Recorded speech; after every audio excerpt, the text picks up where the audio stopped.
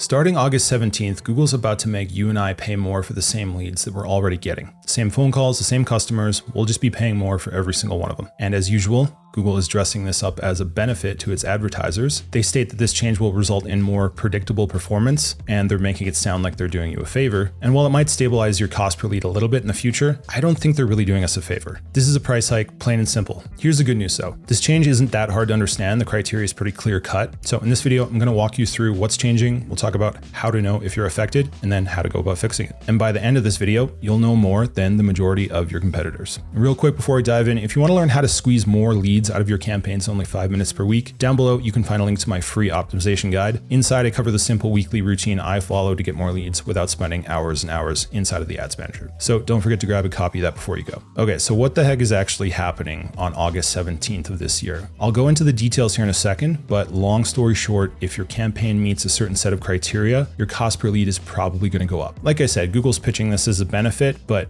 if I'm paying more and getting less, I wouldn't call that a benefit. So if you want to avoid being affected by this quote unquote benefit, here are the 3 things you need to look out for inside your campaign. Okay, number 1, you have to be using a target CPA, aka a target cost per acquisition with your campaign. If you don't know if you're using a target CPA, you can check by going into the campaign settings and then opening up the bidding section. And if you're using max conversions and this box right here is checked with a number below it, you are using a target CPA. When you run a campaign with a target CPA, you're telling Google what you're willing to pay for a lead, and Google will bid in a way that tries to meet that request. Sometimes it's higher than your number, sometimes it's lower, and it's important to understand that a target CPA is not a hard cost cap, it's more of a strong suggestion. Moving on to the second criteria here, and that is when your campaign has a status that says limited by budget. If you want to check for this, just pull up your list of campaigns inside the dashboard and then look beside the campaign you're running, and if it says limited in the status column, then you know you might have an issue. If your campaign's limited by budget, it just means Google could get you more leads, but it's running out of money to spend because your budget just isn't big enough. And this isn't necessarily a bad thing. It just means that the campaign does have room to scale and they're kind of just letting you know. Finally, the last criteria is a cost per lead that is outperforming your target. And this one's really important. So if your actual cost per lead is less than the number you set as your target CPA, you are outperforming that target. If your campaign meets all 3 of these criteria, Google is going to increase your cost per lead until it more closely matches your target. That is the big change coming August 17th. Google says this is being done to improve stability,